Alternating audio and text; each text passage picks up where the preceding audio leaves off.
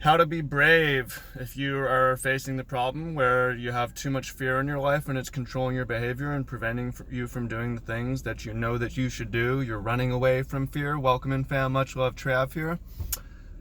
Got the beautiful salad fields behind me. Hello, sunshine. I'm recording in the car today because it's really, really windy and you can see some stuff blowing in the wind.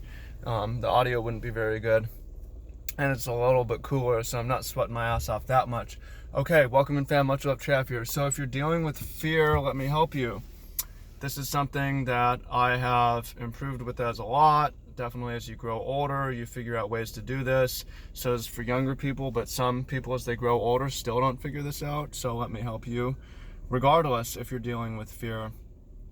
And yeah, the issue is if you should do something but you don't because you're paralyzed by fear. Like, you got to have an important conversation about with your boss or your partner or your parents or your child, and you don't do it, you just avoid it. You go into avoidance.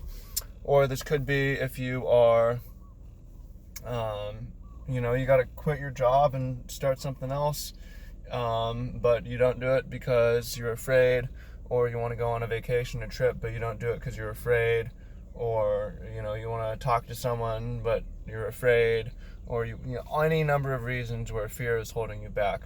And let me tell you, I was once very afraid, especially as a child, obviously, like afraid to eat this, afraid to do that. I remember when strangers would come into the house with my parents, I would hide. I had so much fear and anxiety at school. I was scared to pick up the phone and call anyone. I was scared to, talk to strangers, obviously. I was scared to ask for anything from anyone. It was like a lot of social fears. I was scared of, I'd experienced fear of what people would think about me. All these fears. So how did I get through that and get to a place where I am now?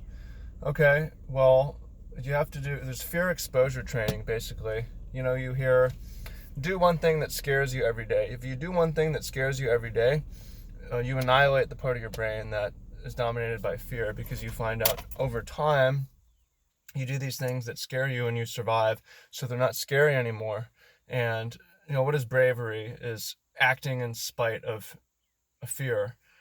You don't even need to be brave after a while when it just becomes normal. And you can do bolder and braver and wilder things as your comfort zone expands, and the things that once scared you, not at all. And then eventually you start to become more fearless. And fearlessness can be pretty powerful, allowing you to be really bold and be yourself and do your own thing and be who you are. So, doing something that scares you every day. I hear this story that I heard from, there's like some Native Americans in, I don't know if it was Michigan or it was in Alaska, but there was some white man accompanying the natives, and the natives went out in the wintertime and took the babies with them and went to a freezing lake and cut a hole in the lake and were dipping the babies into the freezing waters. And the white person's like, "What are you doing? Why are you doing that?" And the natives are like, "We're training our children to be brave because they have to be brave." And I heard something similar with that with Genghis Khan, where I think Genghis Khan's father would make the kids go into the freezing lake in Mongolia until, I don't know how long, but he would make them do that. So something that scares you every day. That's one of the reasons why people swear by cold showers. I did that a little bit. Cold shower in the morning, hop in. Something that's like, oh, this little scares me. Well, actually, I feel better from doing it. So, over time, you find you do these things that scare you, usually feel better afterwards. In the case of like having that hard conversation, I used to just get so much anxiety and procrastinate and build it up in avoidance. I remember in like 8th grade, I had a girlfriend and I didn't want to go out with her, and I just avoided her for weeks. Not really a cool thing to do. Over time, though, but it dragged it out for weeks. Over time, though, I found out that if there's a conversation I need to have, like if I just do it today, then I feel way better. And it's done with, and I don't need to worry about it. So I hope you find that helpful. I remember at one point I had written on my board, "Be brave," and it's something I would say to myself all the time, be brave. It's like I was trying to find my way in the world and find my tribe, and I was going to different events and going to things and meeting people and doing it alone and doing it as an introverted person and moving to different places alone by myself. And it's like, yo, I gotta be brave. I have to be brave. And over time, if you're brave enough times, you don't even really have to be brave that much. And it also becomes habitual. So it comes back to the whiteboard thing, the tracking your behaviors. Go into this in my course, which is available in the link down below. If you haven't heard about that or seen that, you should check that out. Chance to work with me directly.